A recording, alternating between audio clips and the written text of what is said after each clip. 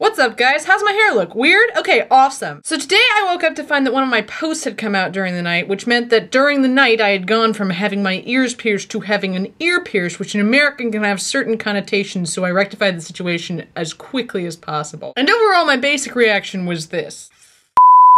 Like, no hole, nothing. This ear was signed, sealed, delivered. So I assume most of you don't know this, but I had my ears pierced in August. I've never had them pierced before, and I was really excited about it. But now I think it's just coming down to pure stubbornness, where my body's all, and I'm like, you will have holes! See, that's kind of the point of tattoos and piercings. That's what they're designed to express, that you're in control of your own body. They're fundamentally you saying to yourself, this is my body, and I'm gonna do what I want with it. Which is why a lot of young people get tattoos and piercings, and for that matter, why a lot of young people have a lot of casual sex and drink a lot, and on a lower level, change their hair or their personal style. It's all an expression of this personal ownership. But the thing is, sometimes your body isn't cooperative to this end, and I personally am thinking that I might have to kind of give up the ghost on this idea, because in the end, the only reason why you're allowed to practice body ownership is because your body is young. Body ownership through intense partying, or piercings, or tattoos, is in a way a denial of your own pending mortality. Especially when we're talking about body modification, because body modification is in itself a way of literally saying, in a lot of ways, I don't give two shits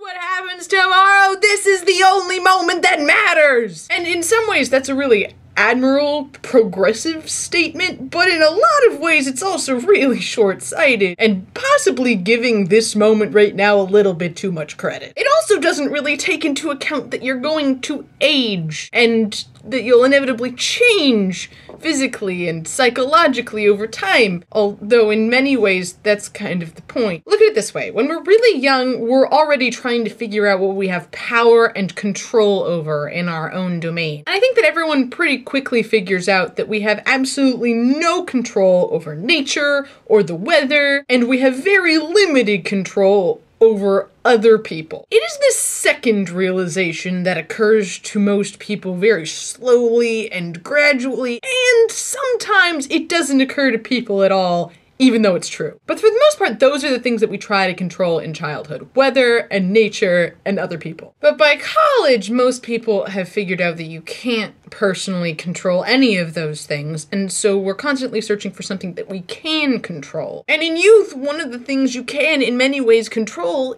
is your body. That's a pretty powerful thing when you think about it, and that's what body modifications are really designed to express. But that control changes as you age, and as you get older, it fades. And if we're honest, I think we can all agree that the reason why most parents hate tattoos and piercings is because tattoos and piercings don't take into account that your tastes and physiology will change over time. Additionally, while I think many parents understand the need of people my age to express ownership of their own body, I would like to take this time to remind you that while it is your body, you did not in any way participate in its creation. Just gonna throw that out there. Love them or hate them, you owe two very special people credit for that. And you might go ahead and let them have some input as to what you do with what they made. My real point is that most tattoos and piercings aren't really what they are. They're an expression of something, usually an attribute of you. And I think it's good to be careful with what attribute that is, because in my case,